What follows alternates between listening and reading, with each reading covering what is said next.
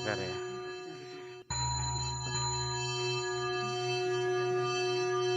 Ini ada situsnya. Saya tak lihat ini seperti kura-kura ya, yang kura-kura ya untuk pengadikan samudra tanah juga. Iya kan? Kura-kura kan? Di atasnya itu bentuk mahkota. Mahkota. Ya kan? Satu unik kan? Jeru ini. Anak putih ini ya. Betapa sampai berlumut ya. Kodok nih, ini batu-batu candi ditata. Iya. Semuanya batu candi. Batu candi. Batu candi cuma diperbarui ya. Iya. Di dalamnya ya lokasinya. Ternyata ini. Nah, ini loh, mungkin dari batu candi di sini yang berserakan, terus sama warga ditata ulang, Ya. terus dibentuk sedemikian rupa seperti ini untuk tempat apa ritual begitu ya.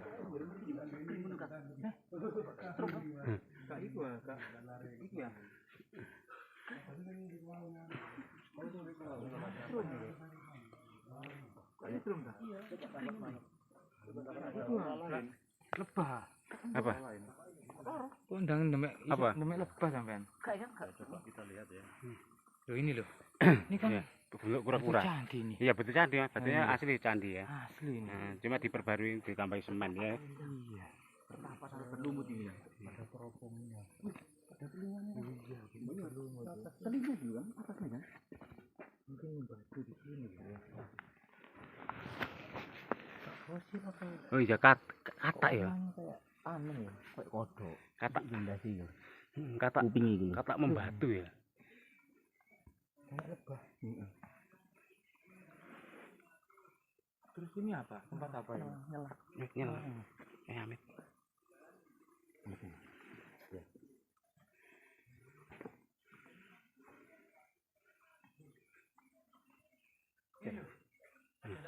Apa kan?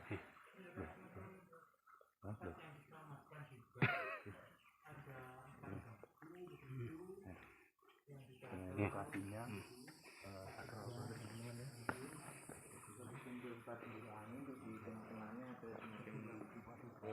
bangunan melingkar. Oh iya ya. Ada bekas dupa. Ini Apa ya? Mungkin Jadi sumur apa? kah yang ditutup mungkin? Atau memang tempat yang sengaja dikeramatkan oleh warga. Ini batunya warnanya emas loh. iya. Itu loh. Iya, batu warna emas. Loh, itu loh. Nah, ini ada di tengah ini itu Loh, ini loh. ada 4 batu yang berwarna emas. Loh, ini loh. Ya kan? Emas. Warnanya emas. Terus di tengah-tengah ada batu yang melingkar. Ada yang ditutupi kayaknya. Iya. Mungkin di bawahnya bisa sumur, Bisa mungkin ada apa harta karun kan ya, dalam atau situ mungkin ya. bisa harta karun ya. Atau mungkin Sumur pusaka ya, sumur. Timbunan pusaka ya. Mungkin itu 4 arah dari suatu keyakinan orang Jawa itu. kita naik ke atas.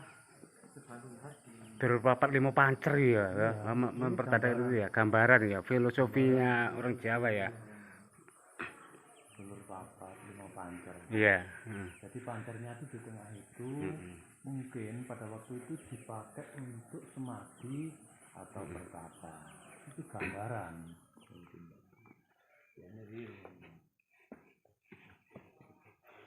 Nah sini ini batu candi semua ini ya, yang terimbun ya. Ya, Lokasinya kok batu-batu. kayak kita masuk di arah yang sangat kuno gitu ya. warnanya sudah mulai kehijauan. Iya. Kita dengan lumut ya.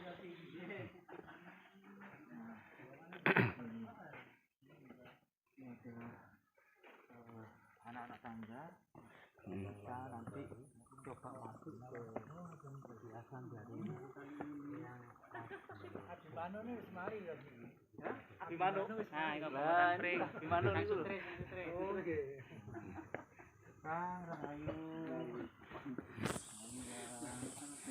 Rayu. lucu kan lucu kan iya lucu ya lucu dan inilah yang dimaksud dengan Patung Semar. Oh, Semar ini ya. Nah, kalau menurut dari beberapa artikel menyebutkan justru bentuk arca Semar inilah yang merupakan bentuk arca Semar asli ya, yang paling tertua di Jawa.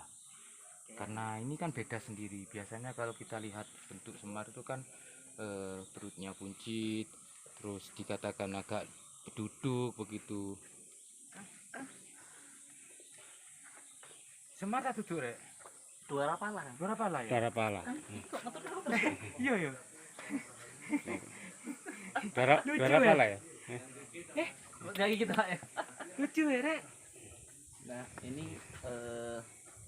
Iya. arcanya ini Arca dua pala ya. seperti arca dua Bawa dua goto. Hmm. Tuh.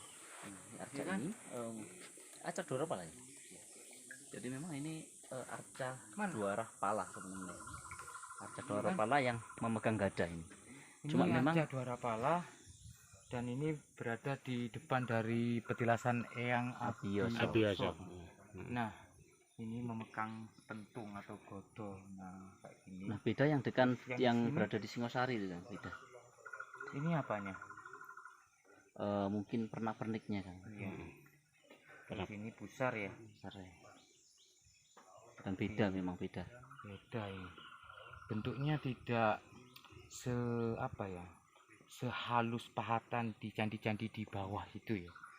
Agak kaku begitu. Dan Kasar ya. justru ini menandakan bahwa usianya lebih tua begitu. Nah, ini kelihatan sekali. Jadi di sini ada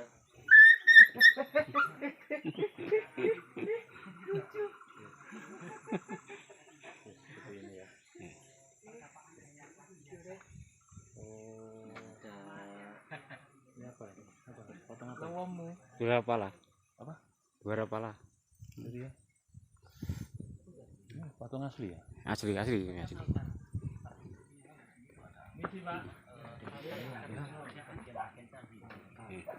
Altar ya. Gunung ya. Ya. Altar candi ya. Altar ya. Justru ini mungkin bagian batu candi ini adalah pisahan dari batu yang di bawah tadi. jadi memang yang banyak dibentuk sekali kan ulang. ya Jadi sebaran-sebaran ini batu candi di sini kan.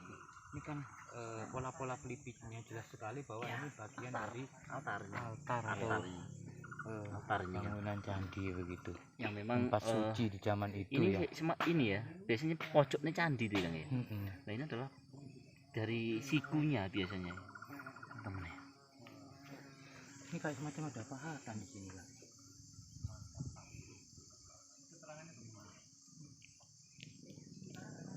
Temen ya nanti kita berada di petilasan yang Abiyasa. ada apa nanti ya kita lihat ke sana ya. Sangat asri sekali. Banyak tanaman-tanaman hias di sini. Cuacanya sangat sejuk. Nah, kita lihat dari atas seperti ini.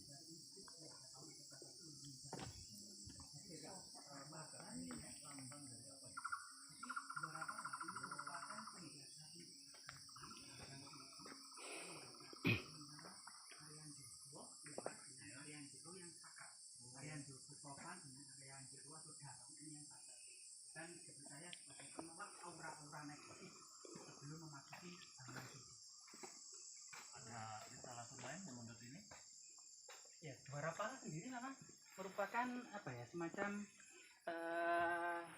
mitologi yang asli dari Jawa ini. Asli dari Jawa. Memang apa namanya? Kayak perempuan atau gimana gitu gambarannya? Oh enggak, jadi memang sosok-sosok raksasa di gunung atau semacam penjaga gunung itu sendiri ya. Karena pada masa kuno gunung dianggap suci, pusat bersemayamnya arwah-arwah leluhur termasuk para dewa.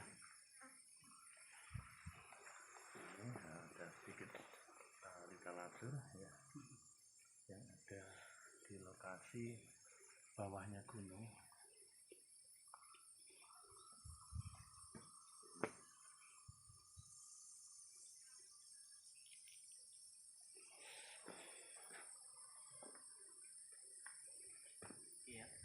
Assalamualaikum warahmatullahi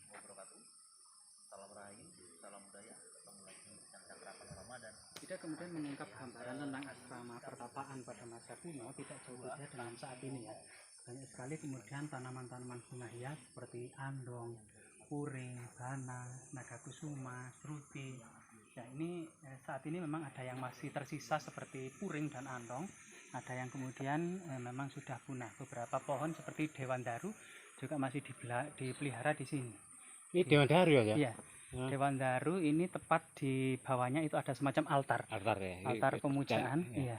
Ada beberapa balok batu candi, pinggiran-pinggiran candi yang diduga memang ini masa kuno ya, terutama masa Singosari Majapahit. Dan lokasi ini udaranya sejuk ya, di pinggir tebing. Diduga memang pada masa lalunya memang untuk mengarah kepada puncak Gunung Arjuna. Ini makam yang biasa, Mas ya? Bukan makam, jadi semacam lebih petilasan itu ya. Pertapaan. Pertapaan ya. Ya, pertapaan. Karena pada masa kuno ya, orang-orang itu pada masa kuno terutama itu mencari moksa sebagai tujuan hidup yang tertinggi ya, yang untuk terbebas dari rantai reinkarnasi, yaitu yang dipercaya bahwasanya nyawa manusia itu Atman, merupakan percikan dari zat Tuhan atau Brahman. Moksa adalah menyatunya jiwa suci atau Atman ini yang terbebas dari segala noda dan dosa untuk kemudian bersatu kembali dengan zat Tuhan yang Maha Kuasa atau Brahman itu sendiri pada masa pengertian moksa pada masa kuno. Bahkan kemudian pada masa saat ini moksa sendiri merupakan sebuah tujuan dari dimana kemudian jasad dan jiwa itu kemudian naik ke langit menyatu dengan Tuhannya, sehingga pada masa kuno tidak terdapat makam-makam sebagaimana pada masa era Islam. Jadi moksa itu menghilang gitu ya? Menghilang secara alam itu ya? Ya, akhir-akhir ini seperti itu. Para pertapa ketika usia sudah uzur, hendak azal menjemput, naik ke atas. Naik ke atas ke puncak Gunung Arjuna sebagai kemudian puncak tertinggi dan paling suci. Di sana kemudian menjemput moksa.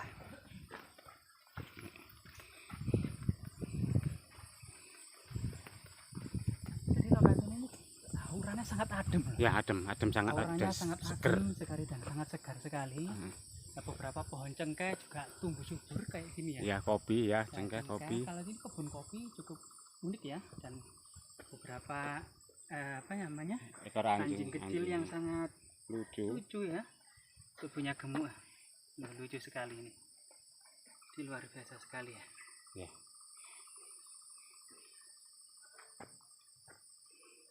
Jadi area ini diduga pada masa lalunya memang tidak terlepas dari jejak kuno para resi, para mahaguru, mahapertapa, yang kemudian terjadi sebuah interaksi dengan para murid atau pensiunan para bangsawan Majapahit dan Singosari untuk menyempurnakan catur asrama. Di mana pada masa kuno tahapan hidup seseorang itu ada 4 kepercayaan tradisi kuno. Yang pertama adalah usia anak-anak yang disebut brahmacarin. Tahapan mencari ilmu sebanyak-banyaknya. Setelah kemudian memasuki dewasa harus berumah tangga yang dikenal dengan tahapan grihasta. Setelah usia pensiun, ketika anak-anak sudah mandiri semuanya, maka usia pensiun ini memasuki hutan yang dikenal dengan tahapan wanaprastha.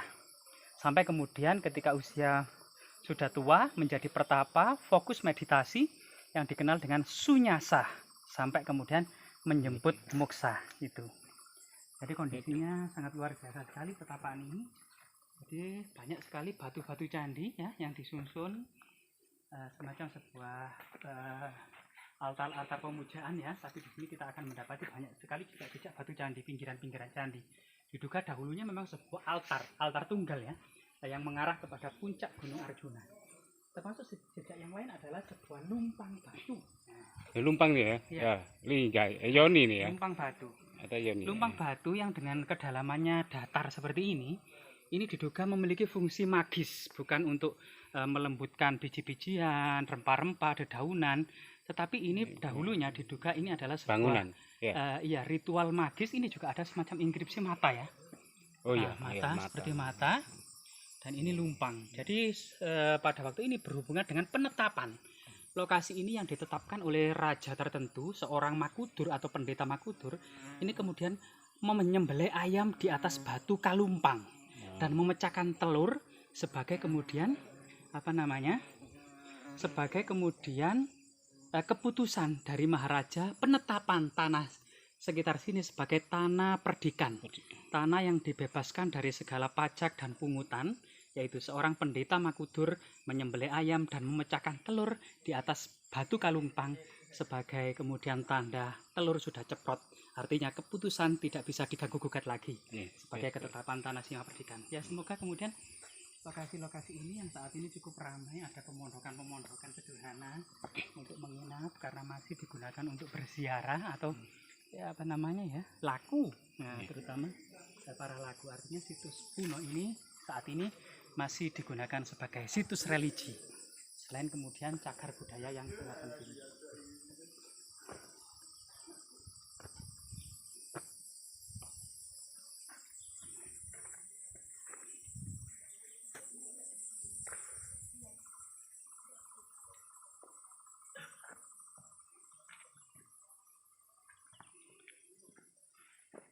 Sampai di sini dulu penelusuran dari Belantang Channel. Ya, akhirnya saya akhiri. Assalamualaikum warahmatullahi wabarakatuh. Salam lestari, salam budaya. Om Swastiastu. Rahayu, rahayu, rahayu.